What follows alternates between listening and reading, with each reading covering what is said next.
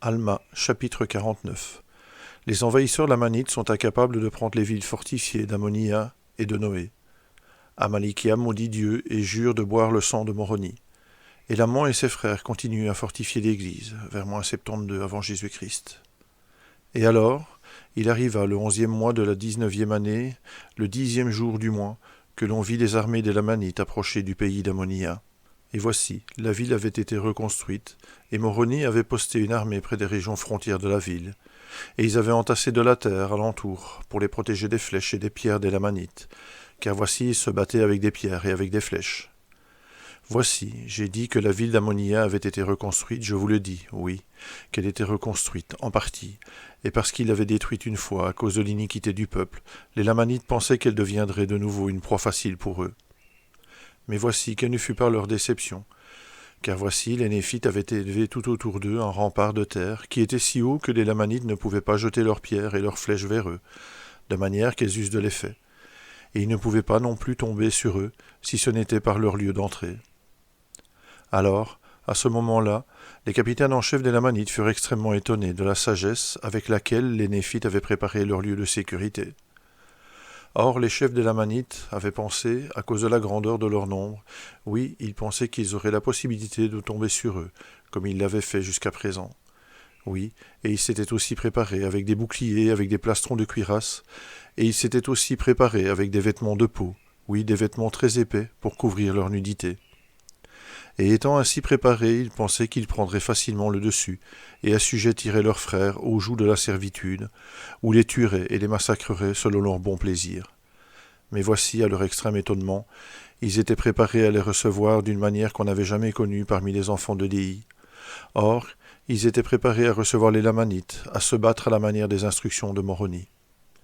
Et il arriva que les Lamanites, ou les Amalekites, furent extrêmement étonnés de la manière dont ils s'étaient préparés pour la guerre.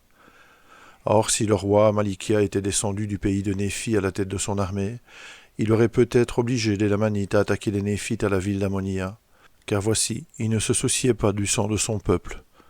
Mais voici, Amalikia ne descendit pas lui-même livrer bataille, et voici, ses capitaines en chef n'osèrent pas attaquer les Néphites à la ville d'Ammonia, car Moroni avait changé la conduite des affaires parmi les Néphites, au point que les Lamanites furent déçus de leur lieu de retraite et ne purent tomber sur eux.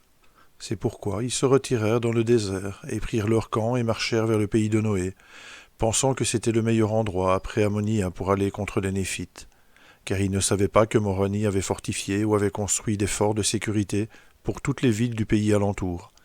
C'est pourquoi ils marchèrent sur le pays de Noé avec une ferme détermination. Oui, leurs capitaines en chef s'avancèrent et firent serment qu'ils détruiraient le peuple de cette ville. Mais voici, à leur étonnement, la ville de Noé, qui avait été jusqu'alors un lieu faible, était maintenant par les soins de Moroni devenue forte, oui, même au point de dépasser la force de la ville d'Ammonia.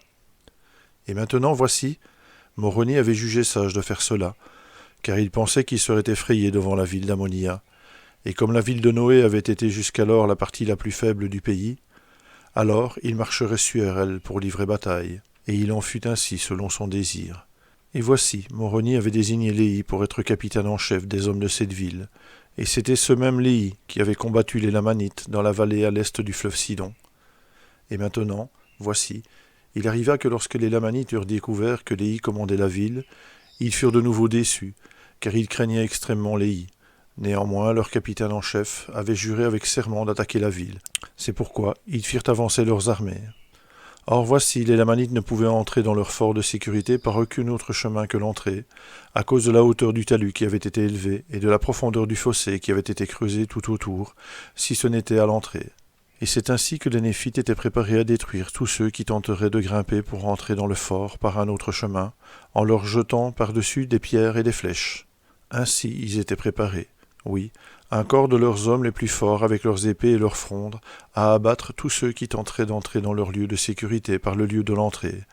Et ainsi, ils étaient préparés à se défendre contre les Lamanites. Et il arriva que les capitaines des Lamanites amenèrent leur armée devant le lieu de l'entrée, et commencèrent à combattre les Néphites, pour entrer dans leur lieu de sécurité. Mais voici, ils furent repoussés à chaque fois, au point qu'ils furent tués en un immense massacre.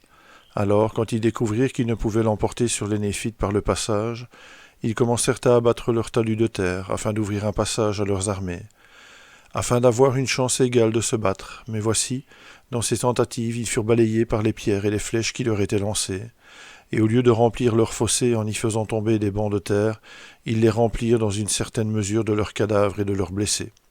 Ainsi les Néphites avaient tout pouvoir sur leurs ennemis, et ainsi les Lamanites essayèrent de détruire les Néphites, jusqu'à ce que leurs capitaines en chef fussent tous tués. Oui, et plus d'1 millier de Lamanites furent tués, tandis que d'autre part, il n'y eut pas une seule âme d'entre les Néphites qui fut tuée. Il y en eut environ 50 qui furent blessés, qui avaient été exposés aux flèches des Lamanites dans le passage, mais ils étaient protégés par leurs boucliers et leurs plastrons de cuirasse et leurs casques, de sorte qu'ils avaient leurs blessures aux jambes, et beaucoup d'entre elles étaient très graves. Et il arriva que lorsque les Lamanites virent que leurs capitaines en chef étaient tous tués, ils s'enfuirent dans le désert, et il arriva qu'ils retournèrent au pays de Néphi pour informer leur roi, Amalikia, qui était néphite de naissance de leur grande perte. Et il arriva qu'il fut extrêmement en colère contre son peuple, parce qu'il n'avait pas obtenu ce qu'il désirait au sujet des Néphites, il ne les avait pas assujettis au joug de la servitude. Oui, il était extrêmement furieux, et il maudit Dieu, et aussi Moroni, jurant avec serment qu'il boirait son sang, et cela parce que Moroni avait gardé les commandements de Dieu en se préparant pour la sécurité de son peuple. Et il arriva que d'autre part le peuple de Néphi remercia le Seigneur, son Dieu, à cause du pouvoir incomparable avec lequel il l'avait délivré des mains de ses ennemis. Et ainsi finit la 19e année du règne des juges sur le peuple de Néphi. Oui, et il y eut une paix continuelle parmi eux, et une prospérité extrêmement grande dans l'Église à cause de l'attention et de la diligence qu'ils apportaient à la parole de Dieu, qui leur était annoncée par Élaman, et Chiblon, et Corianton, et Amon et ses frères, oui, et par tous ceux qui avaient été ordonnés par le saint ordre de Dieu, étant baptisés en vue du repentir, et envoyés prêcher parmi le peuple.